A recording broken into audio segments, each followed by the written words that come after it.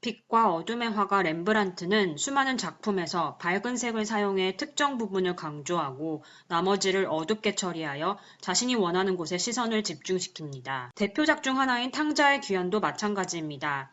마치 무대 위의 조명이 주인공을 비추듯 자신이 생각하는 가장 중요한 부분에 주목하게 합니다.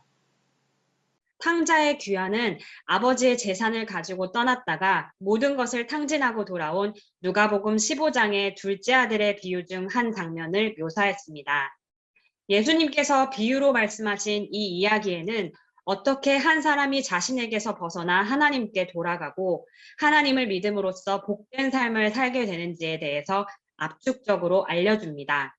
다시 말하면 회개와 믿음이라는 신앙의 가장 핵심적인 두 요소를 설명합니다. 회개란 자신을 믿고 살았던 삶에서 돌아서는 마음의 방향 전환을 의미합니다. 지금까지 나를 믿고 살아온 결과가 고통과 멸망임을 깨닫고 거기서 돌이키는 것입니다. 둘째 아들은 자기를 믿었기에 아버지를 떠날 수 있었습니다.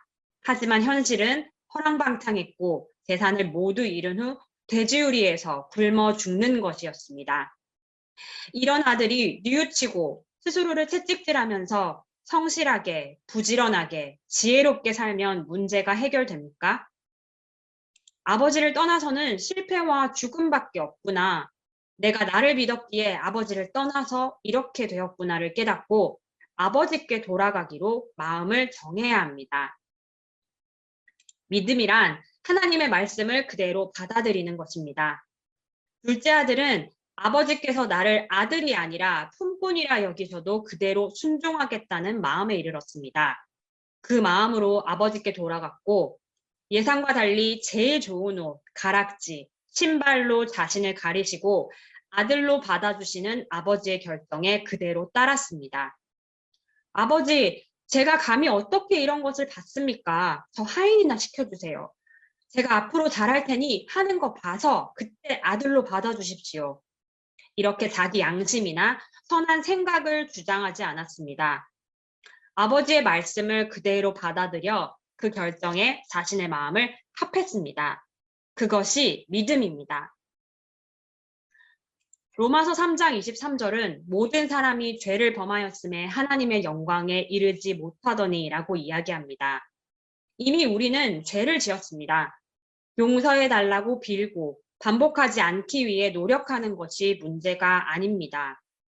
죄의 삭은 사망이요. 이미 지은 죄는 그 대가가 치러질 때 해결되는 것이지 참회, 고백, 눈물이 해결해주지 않습니다. 나에게는 죽음밖에 없구나. 나의 어떤 노력도 이 사망을 생명으로 바꿀 수는 없구나. 그 계산에 도달하면 자기를 포기하고 버리게 됩니다.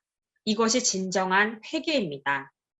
그 사람에게는 24절의 빛이 비칩니다. 나에게는 길이 없고 방법이 없기에 하나님께서 친히 자기 아들의 피를 우리 죄에 대한 대가로 지불하셨습니다. 그래서 우리는 아무것도 한 것 없이 값 없이 은혜로 죄에서 자유롭게 되었고 의를 얻었습니다. 그것이 하나님의 결정입니다. 회개와 믿음은 동전의 양면과 같습니다. 정확한 회개는 확실한 믿음으로 연결됩니다. 또한 믿음은 회개를 바탕으로만 이루어집니다. 나는 나를 의인으로 만들 수 없구나 라는 결론에 도달한 사람은 하나님이 준비하신 24절을 감사함으로 받아들이고 예수님의 완벽한 공로에 대한 믿음이 생깁니다. 렘브란트의 탕자의 귀환에서 빛이 있는 곳은 아버지가 계신 곳입니다. 렘브란트는 우리가 주목해야 할 곳은 아버지라고 말하고 있습니다. 아들인 우리에게는 아무 소망도 없고 오직 어둠뿐입니다. 어둠은 노력해서 절대 빛을 만들 수 없습니다.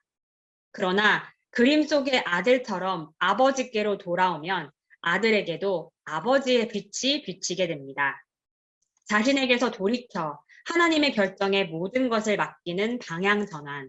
그 방향 전환을 통해 여러분도 둘째 아들과 같은 빛의 행복을 누리시기 바랍니다.